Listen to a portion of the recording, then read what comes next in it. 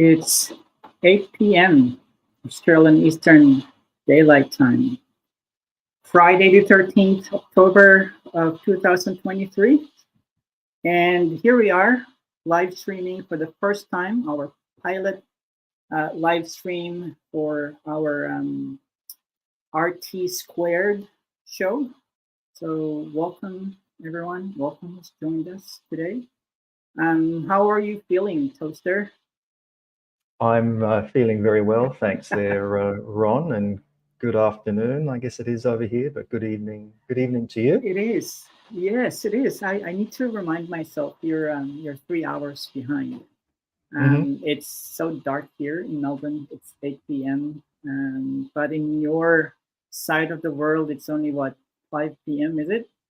That's correct. Would you like me to shed a bit of sunlight on the cast here? And I can turn on a webcam, a live view that I have at our backyard here.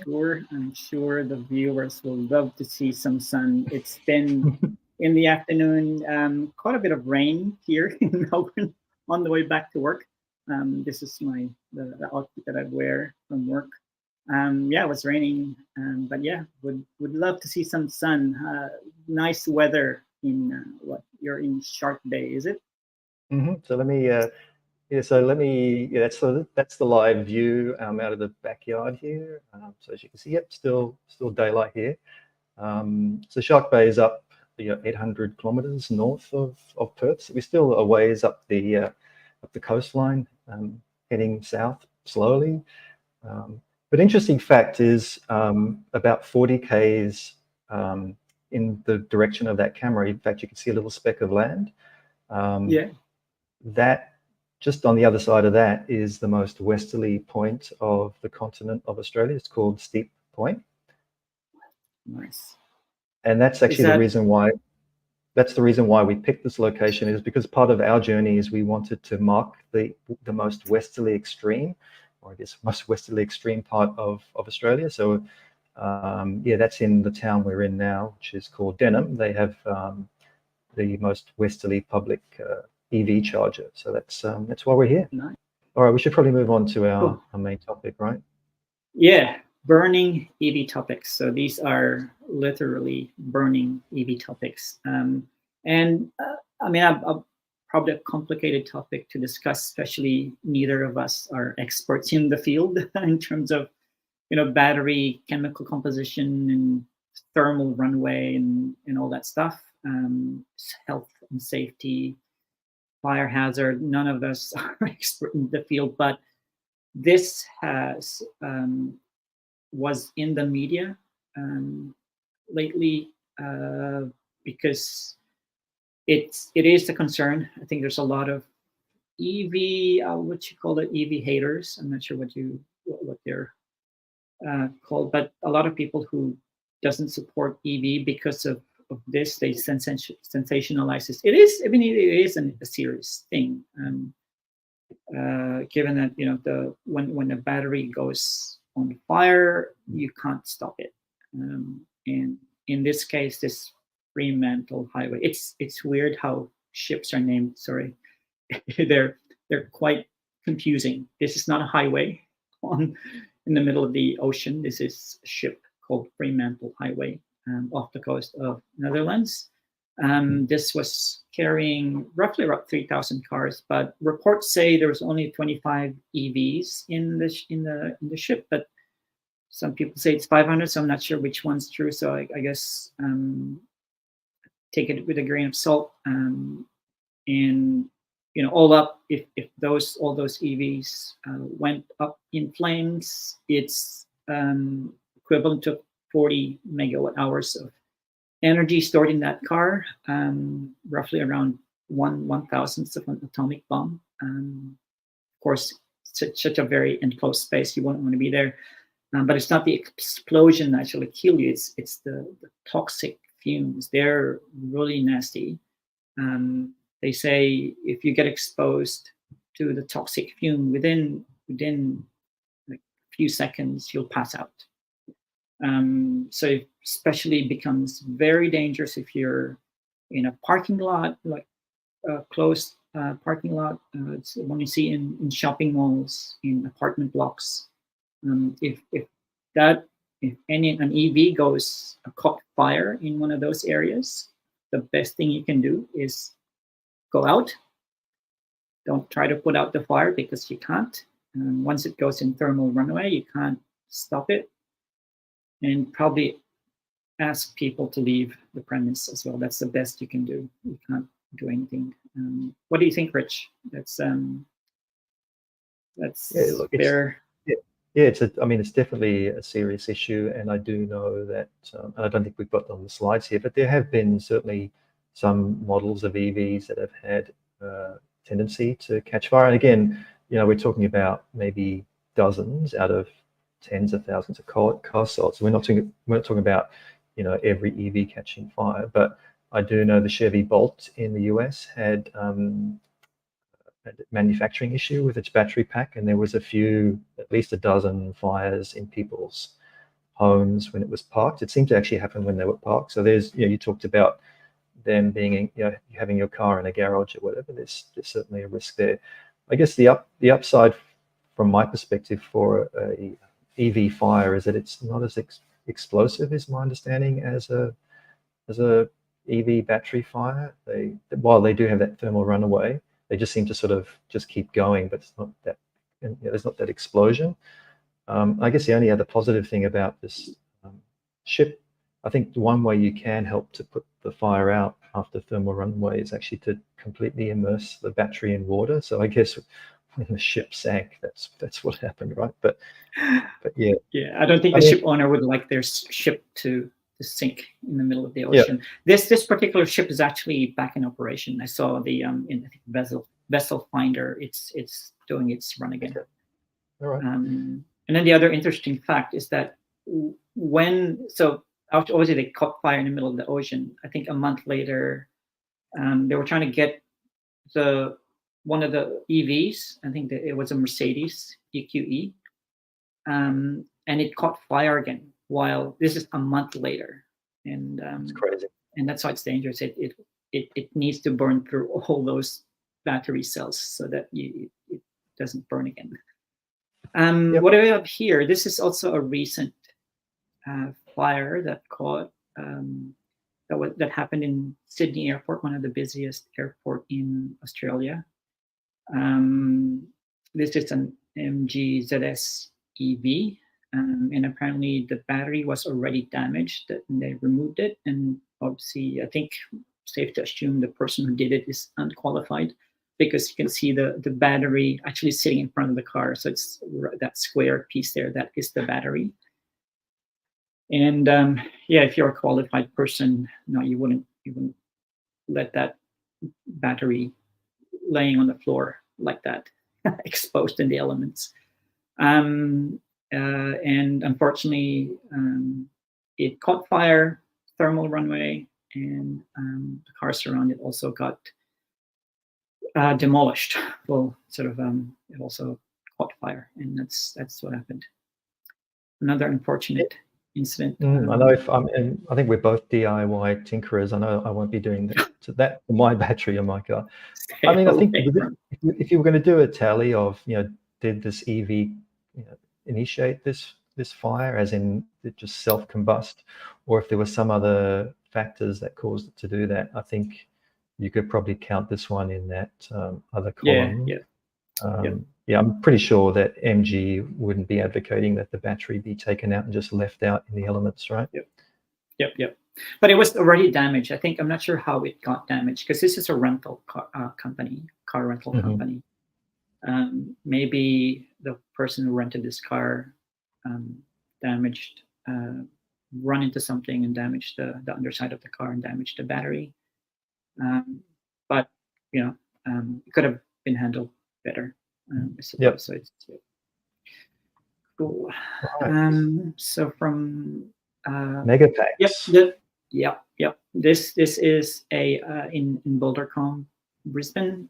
It's a BESS facility that has Tesla Megapacks. BESS stands for battery energy storage system. So it's I think this one has like 30 megawatt hours of combined battery. Tesla said just let it burn out because they know they can't do anything. And this is the danger here because I think this is these batteries, megapacks, they're like close to each other. It's really lucky that none of the fire didn't spread out to the other megapacks, but again, not we don't have a way to handle these kinds of accidents because I don't think letting it just burn out is the right approach. Because number one, how long does it take for this to burn out? And number two, all those chemicals are spewing in the atmosphere, get carried by the wind, and it's dangerous. So we need to have a better management in dealing with these kinds of incidents, which we currently don't. Yeah.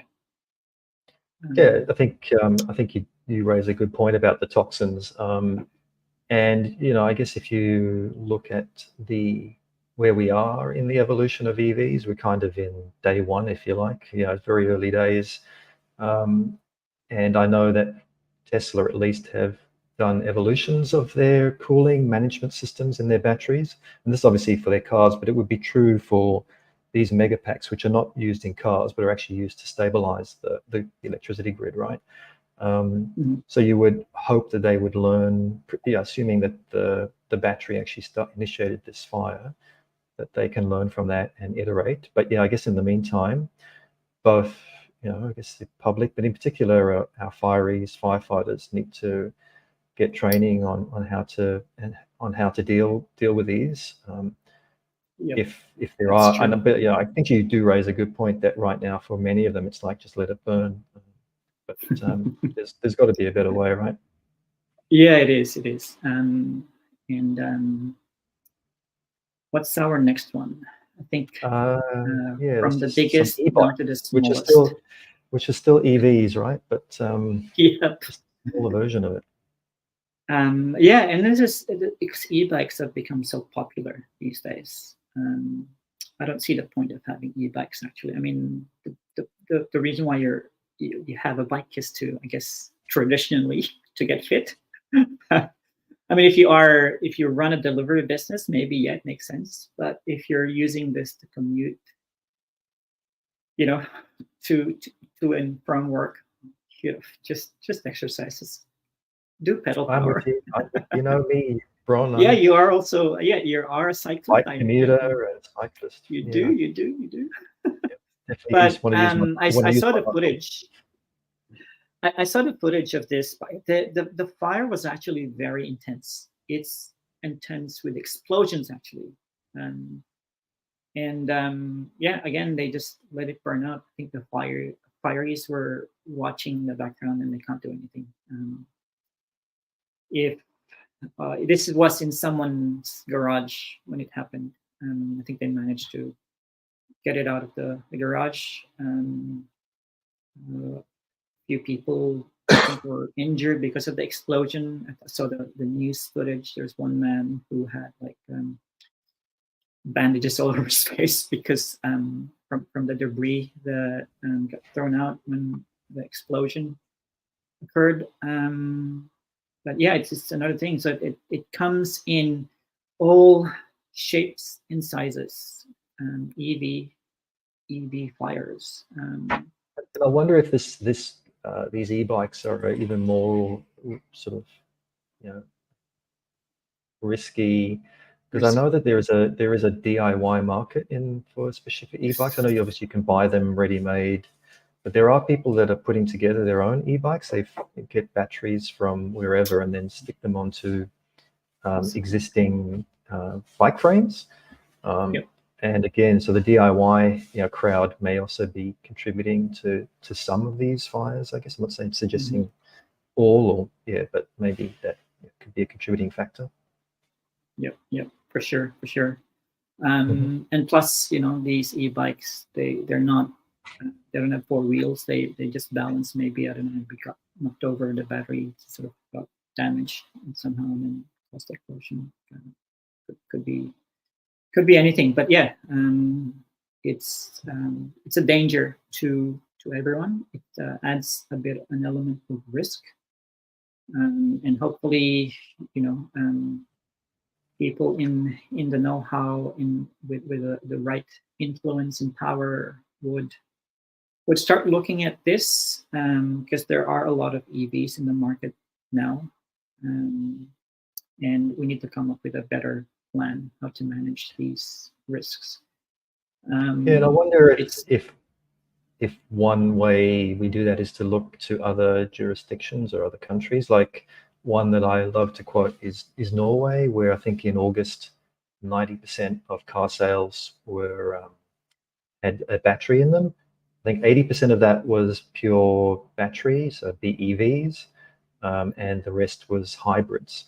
So that I think there's over 1 million cars on the road now in Norway with batteries. And they've been doing it for, they've got to that point of when 90% of new cars are now EVs. You wonder how they manage both their firefighters, manage the EV fires that they get. They must, EVs do catch fire. There is a rate. I think it's slightly lower than petrol cars. But obviously, if it's it's one of those fires that they can't put out, what are they doing in places like Norway, right? Yeah. And also interesting to know the stats, how many EV fires have they had. Wouldn't be a lot, is it? Because I think there was one company or website where they publish the number of EV fires from 2010, and I think they quoted somewhere around 357. So I think it's on the next slide. So if I just move up here, I think it's around 375 for the past 13 years, and this is global. So Norway would have been part of this statistics, and would have been a safe. I guess they probably have raised awareness, because if there's any country would have that sort of infrastructure or that process in place, it would be Norway, because, like you said, they have the highest concentration of EVs on the road than any other market. So yeah, we'll probably need to travel up there, Toaster, and learn a few tricks. Yeah, ready to go. Can we drive up there? I don't think we can. You have to. Yeah. Well, there is a guy. There is a guy that drove a VW from London to Sydney, and I think he then took it on to New Zealand. Again, it was a Golf that I think he had converted himself, and he just trickle charged the whole way. I think it took him many, many months. So it can be done, but it'd be very slow. Yeah. But yeah, I mean, that's the other thing, right? I mean, if he DIY converted his Golf to an EV, that's risk of battery fire is greater. Yeah. So good on him for doing that, but unnecessary risk. You should have just bought Tesla. Pre-made. So Ron, you asked a question at the bottom, would you buy another EV? And I think we kind of touched on this at the beginning. I'm on my second EV, so I think I've already answered the question is yes. Yes. And I think the next car will be an EV. We're committed. Put us in an asylum. We're in EV asylum. Yeah, and I am too. But I think it's important to raise these awareness, because sometimes you just it's better if you're aware of the risk, so you'll do things to prevent that risk. Like, for example, if you have a petrol or an ICE car, you drove over something and you felt a bump on somewhere in the middle of the car, you probably ignore that. And if you're not aware of this, you probably also ignore that when you have an EV and that happened to you. But if that happened to you on an EV? You felt a bump because you were, of course, you can't always drive around an obstacle. Sometimes you're stuck on that lane. You have no choice but to drive over it. First thing you need to do is get it checked, because you don't want any metal object pierce through the anode or the cathode through, and because that will start a catastrophic fire if you don't do anything. So just be aware of the dangers, and try not to do any funny stuff in your car, like taking it off road without any proper equipment. Indeed. Yep. I think we've gone 43 minutes, Rich. I know it's a record for us, isn't it? It's a record. Well, yeah, it is. First time. Pilot. So of our viewers, I guess we're kind of opening up the floor. I know we had a lot of greetings here, and I think Phil wanted us to touch on the charging experience, and maybe that would be a topic for another episode, as where we can go into a little bit more detail on my experience. But I guess, yeah, are there any questions out there from the viewers or comments before I guess we wrap this up? I can see the sun starting to set slowly here on the west coast now. Oh, so jealous. We're middle of the night here. Well, not middle of the night, but yeah, we're well into the night here. It's so dark outside. But some RT squared. Words of encouragement here from the coach. Yes. Yeah. We'll plan for the next live stream, RT squared. Mild pandemic was in Shark Bay this year. Did you come across mild pandemic, Toaster, on your up there?